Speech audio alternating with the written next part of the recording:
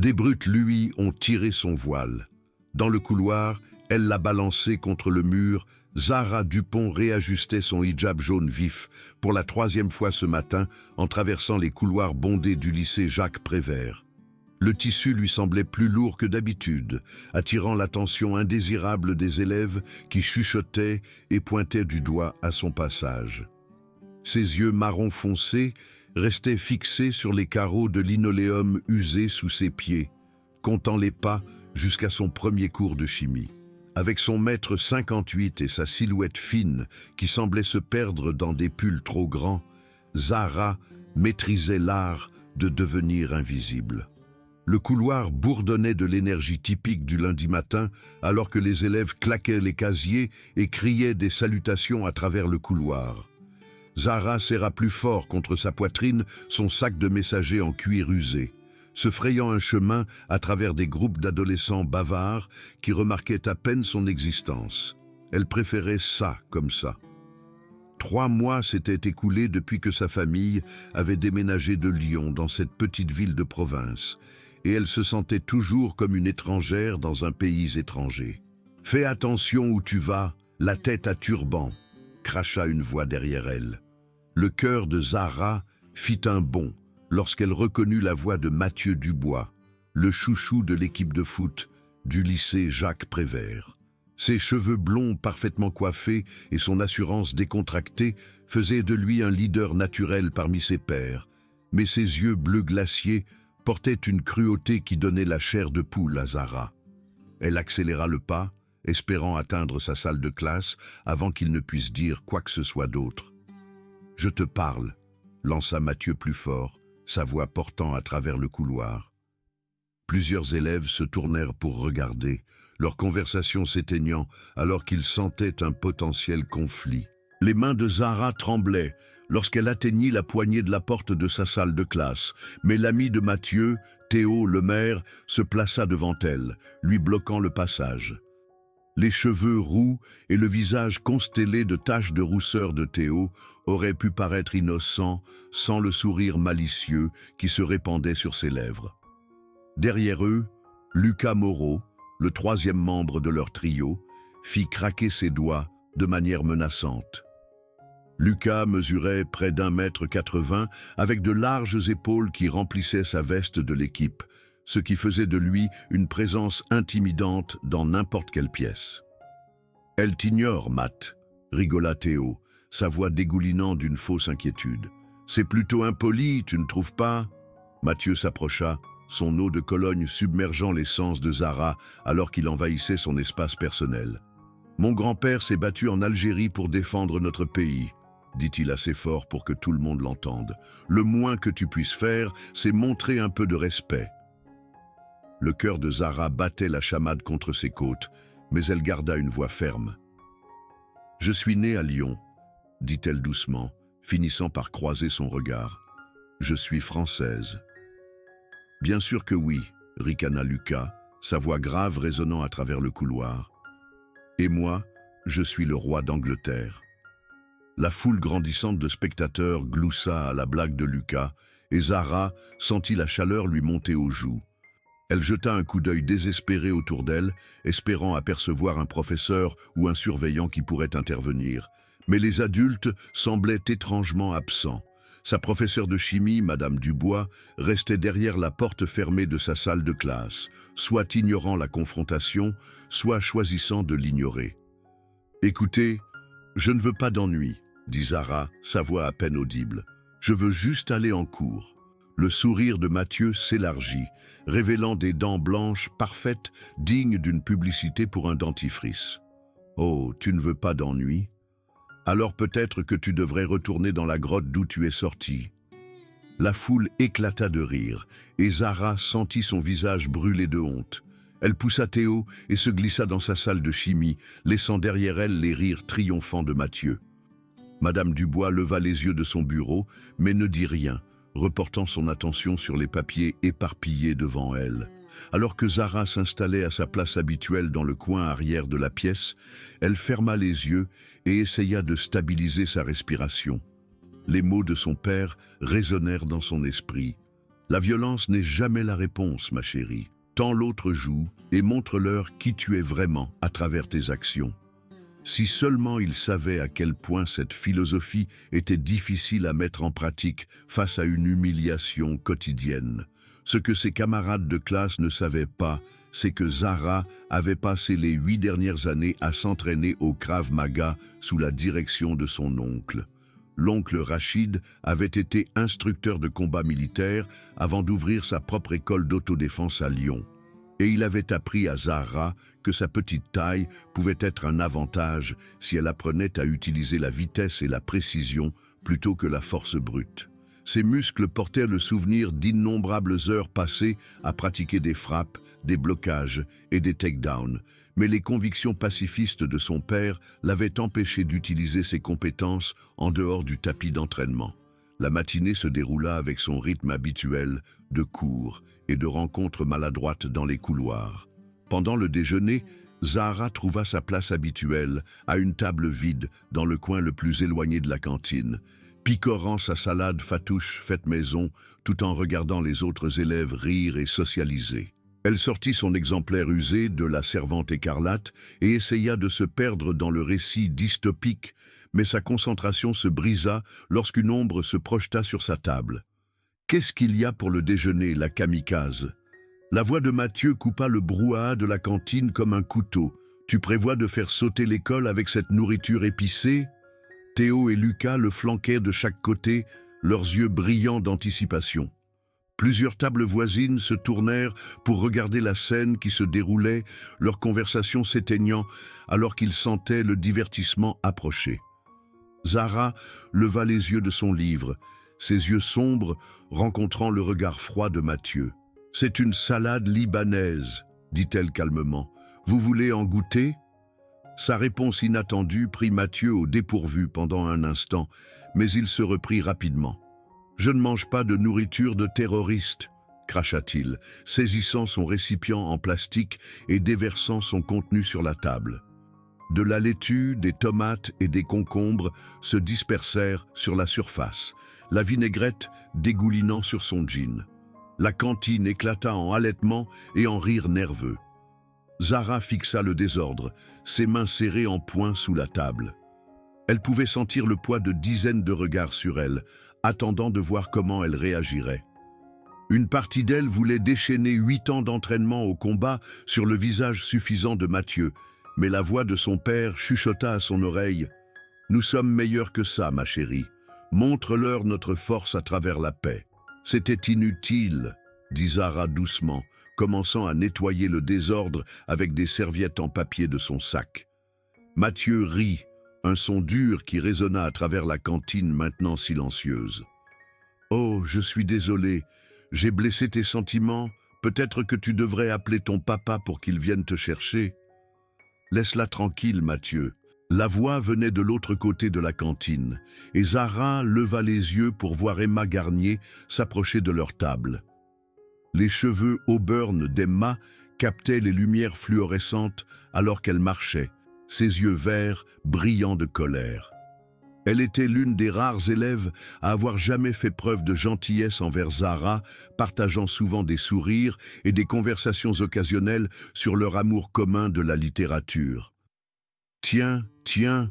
sourit Théo, son visage constellé de taches de rousseur, s'illuminant d'une joie malicieuse. Si ce n'est pas Sainte Emma venant à la rescousse. Emma atteignit leur table et posa une main protectrice sur l'épaule de Zahra. « J'ai dit, laisse-la tranquille. Elle ne t'a rien fait. » L'expression de Mathieu changea, son attention se concentrant maintenant sur Emma avec un intérêt prédateur. « Tu sais, Emma, je ne t'ai jamais prise pour une sympathisante terroriste. Peut-être que tu devrais reconsidérer les fréquentations que tu as. Et peut-être que tu devrais reconsidérer le fait d'être un crétin complet, » rétorqua Emma, sa voix s'élevant au-dessus des chuchotements de la cantine. La tension dans l'air devint si épaisse qu'on aurait pu la couper au couteau. Zahra regarda avec horreur le visage de Mathieu s'assombrir de rage, ses mains se serrant en poing à ses côtés. Elle avait par inadvertance entraîné Emma dans son cauchemar et la culpabilité pesait lourdement dans son estomac. Tu as une sacrée langue, dit Mathieu, s'approchant d'Emma. Peut-être que quelqu'un devrait apprendre les bonnes manières. Avant que Zara ne puisse réagir, Lucas tendit la main et saisit le bras d'Emma, sa grande main encerclant facilement son poignet. Ouais, peut-être qu'on devrait vous éduquer toutes les deux sur le respect. La cantine devint complètement silencieuse maintenant, tous les regards fixés sur la confrontation qui se déroulait. Zara sentit quelque chose se briser à l'intérieur de sa poitrine, une corde qui avait été tendue pendant des mois, atteignant finalement son point de rupture. Mais avant qu'elle ne puisse agir, Madame Martin, la surveillante de la cantine, apparut à leur table. « Qu'est-ce qui se passe ici ?» demanda la vieille dame, ses cheveux gris tirés en un chignon sévère qui correspondait à son expression sévère. « Rien, Madame Martin, » dit Mathieu d'une voix douce, son sourire charmeur revenant instantanément. « On avait juste une conversation amicale avec notre nouvelle camarade de classe. » Les yeux de Madame Martin balayèrent le désordre sur la table, mais elle sembla accepter l'explication de Mathieu sans poser de questions. « Bon, nettoyez ce bazar et retournez à vos places. La pause déjeuner est presque terminée. » Alors que la surveillante s'éloignait, Mathieu se pencha près de l'oreille de Zara. « Ce n'est pas fini, rat des sables. Et la prochaine fois, ta petite copine ne sera pas là pour te sauver. » Le trio s'éloigna en riant, laissant Zara et Emma seules à la table ruinée. Emma aida à ramasser les serviettes en papier éparpillées, ses mains tremblant légèrement d'une colère résiduelle. « Je suis désolée, » murmura Zara, sa voix chargée d'émotion. « Je n'ai jamais voulu t'entraîner dans ça. » Emma leva les yeux, ses yeux verts doux de compréhension. « Tu ne m'as entraîné dans rien. J'ai choisi de prendre la parole parce que c'était la bonne chose à faire. » Elle fit une pause, étudiant le visage de Zara. « Mais pourquoi tu ne te défends jamais? Je t'ai vu en cours de sport. Tu es plus forte que tu n'en as l'air. » Le cœur de Zara fit un bond. Comment Emma avait-elle remarqué quelque chose que tout le monde avait manqué? « Je ne crois pas à la violence, » dit-elle prudemment. « Mon père m'a appris qu'il y a de meilleures façons de résoudre les problèmes. » Emma hocha lentement la tête, mais quelque chose dans son expression suggérait qu'elle sentait qu'il y avait plus à l'histoire. Bon, peut-être que certains problèmes nécessitent une solution différente. Le reste de l'après-midi passa dans un flou de cours et de regards attentifs. La nouvelle de l'incident de la cantine s'était répandue dans toute l'école, et Zara se retrouva au centre de conversations chuchotées et de regards appuyés. Certains élèves semblaient compatissants, tandis que d'autres semblaient la considérer comme une étrangère qui avait eu ce qu'elle méritait. Alors que la dernière cloche sonnait, Zara se précipita vers son casier, désireuse de s'échapper du bâtiment et de trouver refuge dans l'appartement de sa famille. Elle fit tourner la combinaison du cadenas avec une efficacité consommée, son esprit déjà concentré sur la soirée paisible qui l'attendait. Mais lorsqu'elle ouvrit la porte métallique, un morceau de papier plié tomba au sol. Ses mains tremblèrent alors qu'elle dépliait la note, lisant le message grossier griffonné à l'encre rouge. « Retourne dans ton pays avant qu'on te renvoie en morceaux. » La vision de Zara se brouilla alors que des larmes menaçaient de couler. Elle froissa la note dans son poing et la fourra au fond de son sac à dos, ne voulant pas que personne ne voie la preuve de son humiliation. Le couloir autour d'elle sembla tourner alors qu'elle luttait pour garder son sang-froid, mais le poids de mois d'abus devint finalement trop lourd à supporter. Elle claqua son casier et se précipita vers la sortie, se frayant un chemin à travers des groupes d'élèves qui semblaient s'écarter comme la mer Rouge devant elle. L'air frais d'octobre frappa son visage alors qu'elle franchissait les portes d'entrée de l'école, lui offrant un soulagement momentané de l'atmosphère suffocante à l'intérieur. Mais son évasion fut de courte durée. La voix de Mathieu porta à travers le parking comme un chant de sirène funeste. « Hé, la terroriste ! Attends ! » exclamation marque.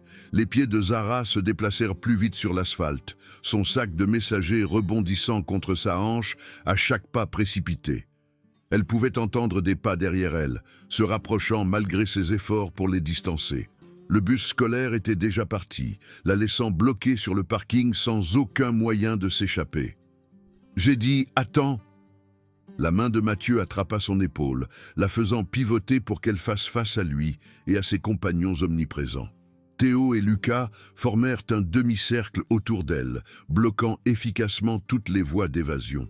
D'autres élèves commencèrent à se rassembler, formant un cercle lâche autour de la confrontation comme des spectateurs lors d'un combat de gladiateurs. Zara remarqua Emma se frayer un chemin à travers la foule, son visage empreint d'inquiétude. « Qu'est-ce que tu veux ?» demanda Zara, sa voix plus ferme qu'elle ne se sentait. Le sourire de Mathieu n'avait aucune chaleur, alors qu'il fouillait dans son sac à dos et en sortait un petit drapeau français. « Je pense qu'il est temps que tu apprennes à montrer un peu de respect pour le pays qui t'a accueilli, » dit-il, agitant le drapeau devant son visage. « Pourquoi tu ne l'embrasses pas et tu ne le remercies pas de te laisser rester ?» La foule murmura d'anticipation, certains élèves sortant leur téléphone pour enregistrer l'humiliation. Zara sentit ses joues brûler de honte, alors qu'elle réalisait que ce moment serait probablement partagé sur les réseaux sociaux en quelques heures. « Je ne vais pas faire ça, » dit-elle doucement, ses yeux sombres rencontrant les yeux bleus de Mathieu sans ciller. L'expression de Mathieu s'assombrit. « Oh, je pense que si, à moins que tu ne veuilles que les choses empirent pour toi et ta petite amie là-bas. » Il fit un signe de tête vers Emma, qui essayait de se frayer un chemin à travers la foule pour les atteindre. Lucas s'avança et saisit le bras d'Emma, la tirant dans le cercle avec une douceur surprenante. « Lâche-la » dit Zara, sa voix gagnant en force. « C'est entre toi et moi. » Théo rit, son visage constellé de taches de rousseur tordues d'amusement. « Oh, mais elle en a fait notre affaire quand elle a décidé de te défendre. Peut-être qu'elle a besoin d'apprendre le respect aussi. » Mathieu tendit la main vers le hijab de Zara, ses doigts effleurant le tissu jaune vif. « Tu sais quoi? Je pense que ce truc est irrespectueux. Peut-être que tu devrais l'enlever et montrer à tout le monde ce que tu caches en dessous. » La foule haleta alors que la main de Mathieu se rapprochait de son couvre-chef. Zara sentit quelque chose de fondamental changer à l'intérieur d'elle, comme un barrage cédant sous une pression trop forte. Chaque leçon que son père lui avait enseignée sur la paix et le pardon s'effondra face à cette violation ultime. « Ne me touche pas, » dit-elle, sa voix portant un tranchant dangereux qui fit hésiter Mathieu. Mais son hésitation ne dura qu'un instant. Avec un rire cruel, il saisit le bord de son hijab et tira, le tissu glissant sur ses cheveux alors qu'il tentait de l'enlever complètement. Le temps sembla ralentir, alors que Zara sentait son couvre-chef être arraché. La violation était complète, la dernière ligne franchie au-delà de toute possibilité de retour. À cet instant, 8 ans d'entraînement au Krav Maga déferlèrent dans ses muscles comme de l'électricité, et la voix de son père fut remplacée par les instructions bourrues de son oncle. « Lorsque la résolution pacifique échoue, tu te défends avec tout ce que tu as. » La main de Zara se leva et attrapa le poignet de Mathieu d'une poigne de fer, ses doigts trouvant le point de pression qui lui fit lâcher son hijab avec un halètement aigu. Son autre main forma une frappe précise qui entra en contact avec son plexus solaire, chassant l'air de ses poumons et le faisant chanceler en arrière. La foule éclata en halètements choqués alors que Mathieu se pliait en deux, serrant sa poitrine et luttant pour respirer. Théo et Lucas regardèrent avec incrédulité, incapables de comprendre ce dont ils venaient d'être témoins. « Putain de merde !» murmura quelqu'un dans la foule. « Vous avez vu ça ?» Zara réajusta calmement son hijab, ses yeux sombres ne quittant jamais le visage de Mathieu alors qu'il se redressait lentement. Sa posture avait complètement changé. Son attitude auparavant avachie, remplacée par l'assurance confiante d'une combattante entraînée. « Je t'ai dit de ne pas me toucher, » dit-elle, sa voix portant clairement à travers le parking silencieux. Le visage de Mathieu devint rouge de rage et d'embarras. « Petite salope !» grogna-t-il, se jetant sur elle le poing levé. Mais Zara était prête. Elle évita son attaque maladroite avec une grâce fluide, sa main droite déviant son coup de poing, tandis que sa gauche frappait son coude tendu. L'articulation s'hyperextendit avec un claquement sinistre, et Mathieu hurla de douleur alors qu'il s'écrasait sur l'asphalte. Théo se précipita ensuite, son visage tordu de fureur. « Tu lui as cassé le bras !» Zara se baissa sous son cou sauvage et enfonça son genou dans son estomac, enchaînant avec une frappe du coude dans son dos qui l'envoya s'étaler à côté de son ami. La foule se pressa, leur téléphone enregistrant chaque instant du renversement sans précédent. Lucas, le plus grand des trois, s'approcha plus prudemment. Son avantage de taille était évident, mais quelque chose dans les yeux de Zara le fit hésiter. Elle s'était transformée d'une victime timide en quelque chose de plus dangereux. « Allez, Lucas, dit-elle, sa voix calme et contrôlée. Ne rends pas ça plus difficile que ça ne doit l'être. » Lucas chargea en avant avec un rugissement, son corps massif se ruant sur elle comme un train de marchandises. Mais Zara avait été entraînée à combattre des adversaires 2 fois plus grands qu'elle. Elle se baissa et balaya ses jambes, utilisant son propre élan contre lui alors qu'il s'écrasait au sol, avec une force à faire trembler la terre. Le parking devint complètement silencieux, à l'exception des gémissements des 3 brutes vaincus. Zara se tenait au-dessus d'eux, son hijab parfaitement en place et sa respiration à peine élevée. Elle regarda autour d'elle les visages stupéfaits de ses camarades de classe, voyant un mélange de peur, de respect et d'étonnement dans leurs yeux.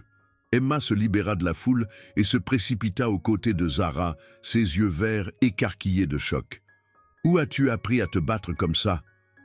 L'expression de Zara s'adoucit lorsqu'elle regarda la fille qui avait risqué sa vie pour la défendre. « Mon oncle m'a appris, » dit-elle simplement. « Je n'ai jamais voulu l'utiliser, mais ils ne m'ont pas laissé le choix. » Mathieu se releva avec difficulté, berçant son bras blessé contre sa poitrine. Son visage était pâle de douleur et d'humiliation, mais ses yeux brûlaient toujours de haine.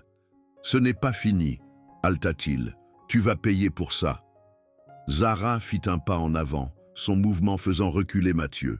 « Si, c'est fini, » dit-elle doucement. « Tu m'as harcelé pendant des mois, et je t'ai laissé faire parce que je croyais qu'il fallait résoudre les problèmes pacifiquement. Mais quand tu as touché mon hijab, quand tu as menacé Emma, tu as franchi une ligne qui ne peut pas être franchie. » Elle regarda autour d'elle la foule rassemblée, sa voix portant à tous les coins du parking. « Je n'ai jamais voulu blesser personne, mais je ne serai plus la victime de personne. Si vous me laissez tranquille, je vous laisserai tranquille.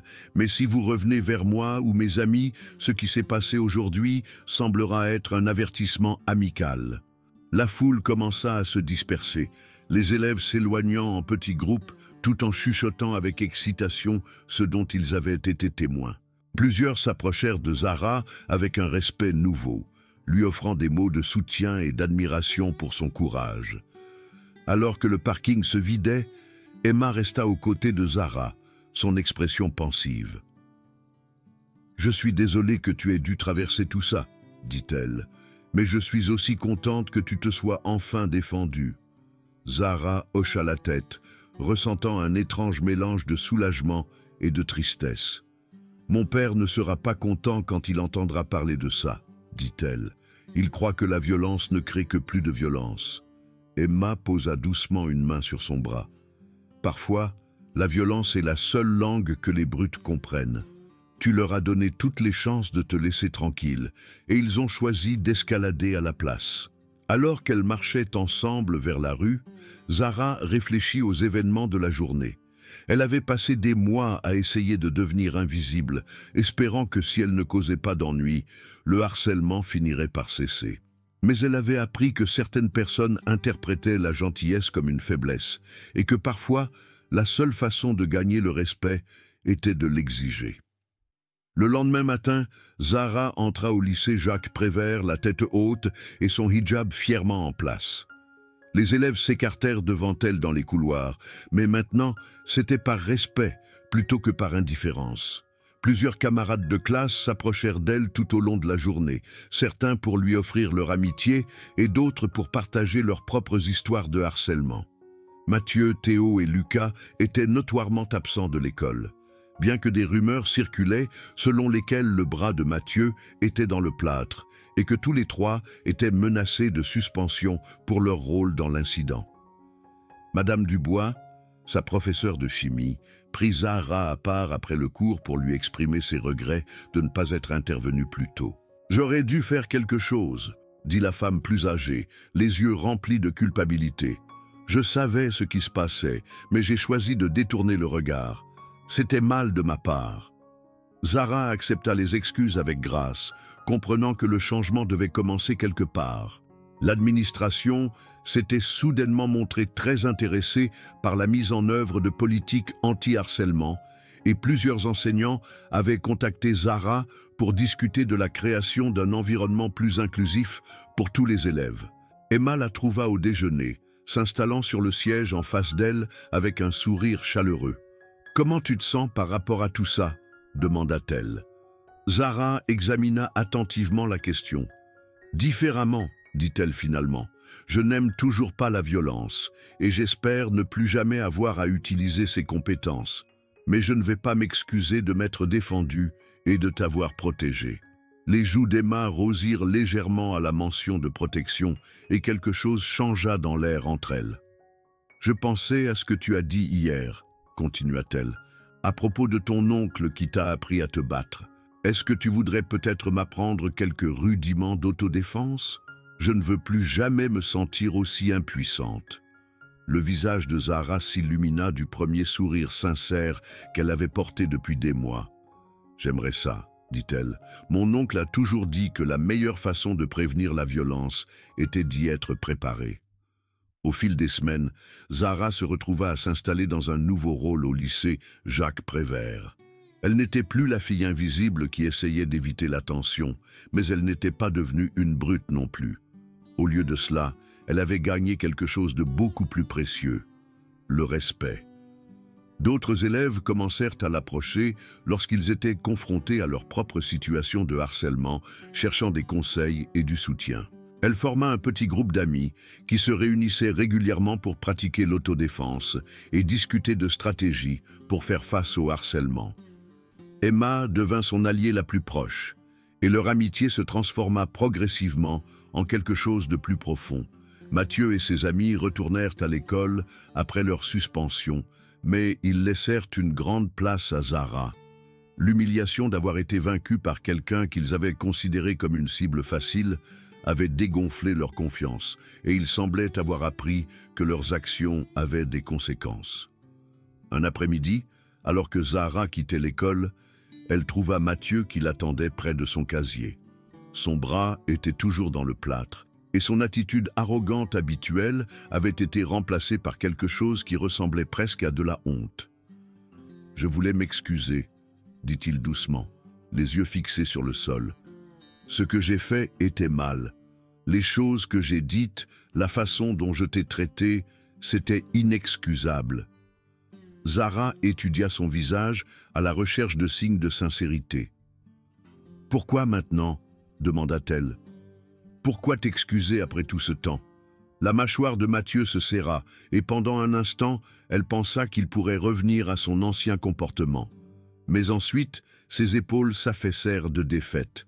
« Parce que tu avais raison, » dit-il. « J'étais une brute, et j'ai blessé des gens parce que je pensais que ça me donnait l'air fort. Mais tu m'as montré à quoi ressemble la vraie force. » Il leva les yeux vers elle alors, ses yeux bleus dépourvus de leur froideur d'antan. « Je sais que tu n'as aucune raison de me pardonner, mais je voulais que tu saches que je suis désolé, et j'essaie d'être meilleur. » Zara sentit la dernière de sa colère se dissoudre, remplacée par quelque chose auquel elle ne s'attendait pas, la pitié. Mathieu avait été tellement concentré sur la projection de la force qu'il n'avait jamais appris ce que cela signifiait réellement d'être fort. « Merci de t'être excusé, » dit-elle simplement. « J'espère que tu le penses. » Mathieu hocha la tête et s'éloigna, laissant Zara seule avec ses pensées. Elle comprenait maintenant que sa transformation ne consistait pas seulement à apprendre à se défendre physiquement. Il s'agissait de trouver le courage de défendre ce qui était juste, même lorsque c'était difficile. Alors qu'elle rentrait chez elle à travers l'air vif d'automne, Zara réfléchit au chemin qui l'avait amenée à ce moment. Elle avait appris que tendre l'autre joue était noble, mais qu'il arrivait un moment où se défendre et défendre les autres était le seul choix moral. La clé était de connaître la différence entre se défendre et devenir l'agresseur. son téléphone vibra avec un texto d'Emma. « Soirée cinéma chez moi, je ferai du pop-corn et on pourra pratiquer ces nouveaux mouvements que tu m'as montrés. » Zara sourit en tapant sa réponse. « J'y serai. » Et Emma ? « Merci de m'avoir défendu ce jour-là à la cantine. Ça voulait dire plus que tu ne le sais. » La réponse arriva rapidement. « On se défend les unes les autres. C'est ce que font les amis. » Alors que Zara rangeait son téléphone et accélérait le pas vers la maison, elle ressentit un sentiment de paix qui lui manquait depuis des mois. Elle avait trouvé sa voie, sa force et sa place dans le monde. Plus important encore, elle avait appris que le vrai courage ne consistait pas à éviter les conflits, mais à les affronter avec dignité et à savoir quand se battre et quand pardonner. La fille qui avait autrefois essayé de se rendre invisible marchait maintenant avec détermination, son hijab jaune vif captant la lumière du soleil de l'après-midi comme un phare d'espoir. Elle avait découvert que le respect ne pouvait pas être donné librement. Parfois, il fallait le gagner par l'action, le courage et la volonté de défendre ce qui était juste. Le lycée Jacques Prévert ne serait plus jamais le même, et Zara Dupont non plus. Elle avait trouvé sa force, non pas malgré ses différences, mais grâce à elle. Et ce faisant, elle avait enseigné à tous ceux qui l'entouraient que le vrai pouvoir ne venait pas du fait de rabaisser les autres, mais de les édifier et de lutter ensemble contre l'injustice. La transformation était terminée, mais le voyage ne faisait que commencer.